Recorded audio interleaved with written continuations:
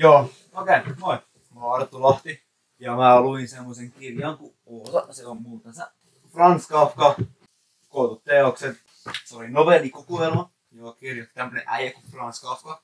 Mä alun perin valitsin tän sen takia. Mä olin viime vuoden puolella lukenut Lovecraftin kootut teokset. Se oli about yhtä pitkä kirja. Siinä oli vähemmän kertomuksia, mutta oli kaikki paljon pidempiä ja tällaista. Mutta toisin kuin Lovecraftin kanssa. No itse ei. Ihan samalla tavalla kuin Lovecraft. Franz Kafka on tosi henkilöllinen ja mielipiteetetty henkilö. Ja se sitten näkyy siinä, että niinku, tätä pystyy lukemaan ikään kuin filosofiatekstiä. Tässä on paljon niinku pohdintaa yhteiskunnassa ja kaikkea tällaista. Ja oli Lovecraft kanssa niinku, sillä oli mielipiteitä, mutta sitä ei niinku näkynyt hänen tekstissään niinku läheskään yhtä vahvasti.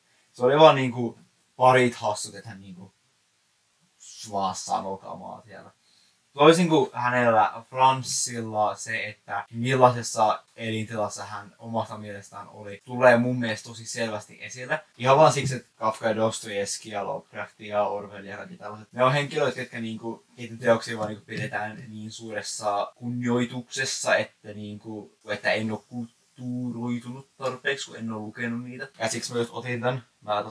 Rehellisesti mä vaan kävelin ulos sieltä aikaluokasta pari kertaa ja siinä oli kirjastossa samalla hyllyllä, niin kuin Dostojevskin kootut teokset ja Franz Kafkan kootut teokset. Mä vaan heitin kolikkoa tai jotain. Tosiaan, Franz Kafkan tässä tekstissä tekee kiinnostavan se, että hän on selvästi laittanut paljon itseään näihin kertomuksiin.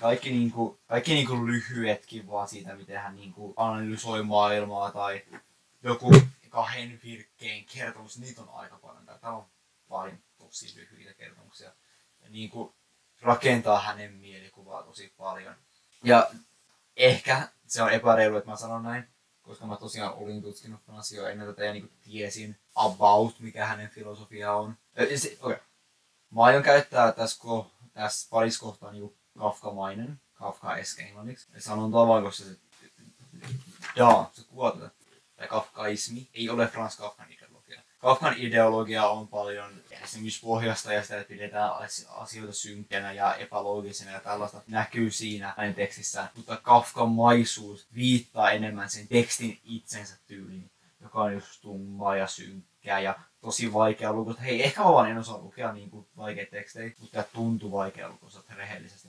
Mutta tämä kirja itsessään, ei sitä ole varma missä järjestyksessä laitettu. Alussa on paljon tosi lyhyitä juttuja. Se on muodonmuutos ja mikä sen nimi oli? Se oli rangaistus siirtolassa. Oli sen nimi. Ne on back to back ja ne oli mun ehdottomasti lempparit. Tämä on jaettu 2 osaan ja mä en osaa sanoa miksi, koska ne oli kaikki vaan Kafka-tekstejä yhdellä puolella ja Kafka-tekstejä ei toisella puolella. Ehkä siinä oli jotain, ehkä mä vaan en tulkinnut tätä kamaa kunnolla. Se on täysin mahdollista kanssa. Se hiilisangulla ratsastaja oli täällä kanssa, se mikä oli tuossa studiossa. Se oli ihan kiva tavata. Ja sitten tuli muodonmuutos. Sitä puhutaan koko ajan. Itse asiassa ei sitä edes puhuta koko aikaa. Tyypit vaan mainitsee muodonmuutoksen. Ihan niinku se tekisi niistä fiksun tai jotain. Se oli hyvä teksti. Kertoo Gregor Samsasta. Hän on tämmönen äijä. Ihan alussa, boom. Se vaan muuttuu toleraksi. Syöpäläiset. Semmoisen isoksi Ja sitten se perhe on sieltä, ja se ei osaa kommunikoida mitään. Ja sen perhe on sieltä, mitä me nyt tämän kanssa tehdään? Ja jotain.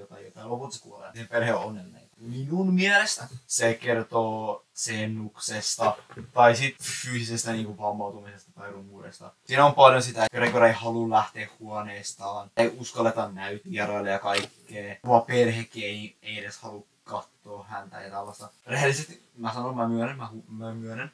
Mä huijasin. Mä googlasin, että mistä tää kertoo. Kaikki lähteet netissä sanoo, että se on vaan masennuksesta. Ehkä mä oon vaan fiksu ja tai se, että se saattaa kertoa myös vammautumisesta. Ehkä mä oon vaan niin fiksu. Se on täysin mahdollista. Ehkä mä oon vaan parempi kuin muut. Ja heti tän jälkeen tulee minun henkilökohtainen lemppari rangaistussiirtolassa.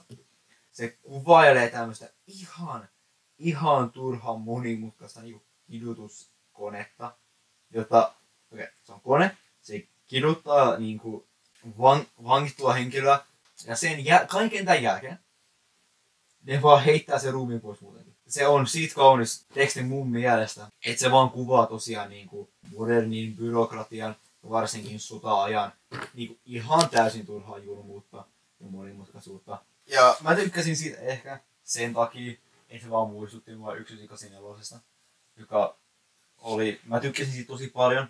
Tosi moni näistä kertoo vaan, että joku on tosi pahasti masentunut.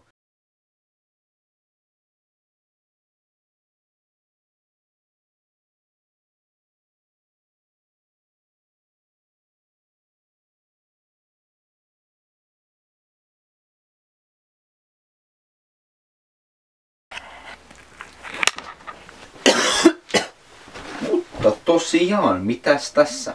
Mä luin Franz Kafkan kootut teokset. Mä voin nyt sanoa, että hei joo. Mä oon analysoinut Kafkaa. Mä oon lukenut Kafkaa. Mä oon kulttuurisoitunut.